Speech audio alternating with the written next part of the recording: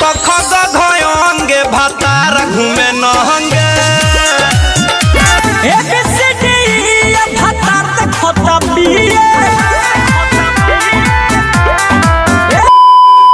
ओहो तो क्या हाल है भाई लोग। आई होप कि बढ़िया हो बोलो। तो भाई लोग आज के वीडियो बहुत ही अलग होके वाला बा, बहुत ही इंटरेस्टिंग होके वाला बा। तो वीडियो शुरू से लास्ट ले देखिए लोग, काहे कि ये वीडियो भोजपुरी इंडस्ट्री के कुछ लड़चट जो राइटर बा लोग ऐसा गाना लिखले बा लोग कि आजकल के पढ़ाई पर छोट छोट लड़का सब पे का असर पड़ता वो तो हनी के देखे के मिली।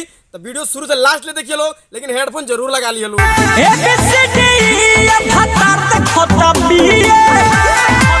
वाह बुलेट भैया वाह। भाई जौन तू गानवा गौले बड़ा नू ABCDEF भतार देखे BF, तो तू ई साबित क्या करे चाहता रह। लेकिन हमारा ख्याल से कि तुहार जौन लड़का होई नू ओकरा स्कूल आ कोचिंग गइला के जरूरते नहीं है। ई गानवे सुन के ऊ पढ़ ली, काहे कि तोहनी के कुल पढ़ाई के मतलब अपना गाना में ले बड़ा तो ओकनी के गाने के माध्यम में सोचला सन कि पढ़ ली, लेकिन पढ़ाई होखेला ना। ऐसे कि गाना खाली याद रहता। तोहरा अगर नहीं के विश्वास तो हम तोहरा के लाइव टेलीकास्ट दिखाए में लड़का के बुला के अभी। तो भाई लोग तोहनी के भी देखिए लोग कि का सच्चाई बा का झूठ बा। ए बाबू हने आइबो। तहार नाम कथी है? अजीत कुमार। पढ़ेलो? हां।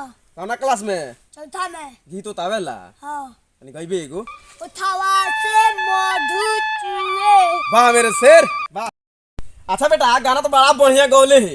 ये बताओ ABCD आवला? हां। तो मंकी के स्पेलिंग बता तो। म जी हाँ। ई। अच्छा बाबू ये बताओ प्राइवेट में पढ़ल कि सरकारी में? सरकारी में। सरकारी में पढ़ल? हां।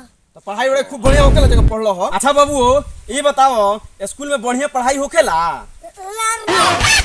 मास्टर आए लो बैठल कुर्सी पर हमने लटू ने चल जानी सो। ठीक करला जा चल जाना। तो भाई लोग ई रहो सरकारी माल आ सरकारी माल के इहे बहाल वो यूपी हो के चाहे बिहार चारू ओरी के इहे बहाल।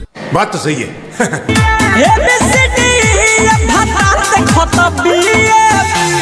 तो भाई लोग तोहनी के वीडियो में देखबे कैले हो लोग कि ABCD के असर लड़का सब पे कितना बढ़िया पड़ल बा।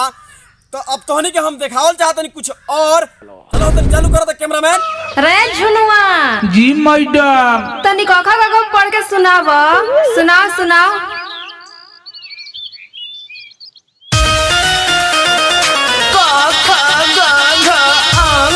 वाह अमित भैया वाह। हमारा तो लागत था कि तू अच्छा स्कूल में पढ़ ले बड़ा, पढ़ाई तहार अच्छा बा। तहार पढ़ाई से लड़का संगे ठीके असर होई, लेकिन तू और कुछ कहे चाहता रह। अरे कख गंगे भातार घूमे नहंगे भाग मत दे। हम तो तहारा के बढ़िया जान रही कि तू शिक्षा बढ़िया दे बढ़िया पढ़ ले बड़ा, लेकिन तू तो सरकारियों के हिला देला हो। भाई लोग ऐसने सिंगर ऐसने राइटर लोग के वजह से आजकल के लड़का के पढ़ाई पर बहुत बुरा असर पड़ता। अगर तोहनी के नहीं के विश्वास तो तोहनी के फिर हम लाइव टेलीकास्ट एगो और बच्चा के बुला के दिखाओ। बबुआ है नहीं बो सब तू कर देना पे चढ़ दीबो मुड़ी पर। अच्छा तो मैंने बोला नहीं तो तू मुड़िए पे चढ़ दीबो। अच्छा ई बताओ कि पढ़े लो? हां। तो तनी कखो कखो पढ़ तनी सुनैबो है ने। कखा ग अंगड़ी भतार उठावे टंगड़ी। भाग मुड़ी जो पास बड़े जो 50 बार बोल रहे हैं पढ़ने निकले वाले छात्रों को अबे पढ़ाई लिखाई में ध्यान लगाओ, IAS बनो और देश को तो भाई लोग अब ऐसे आगे हम ना बढ़े।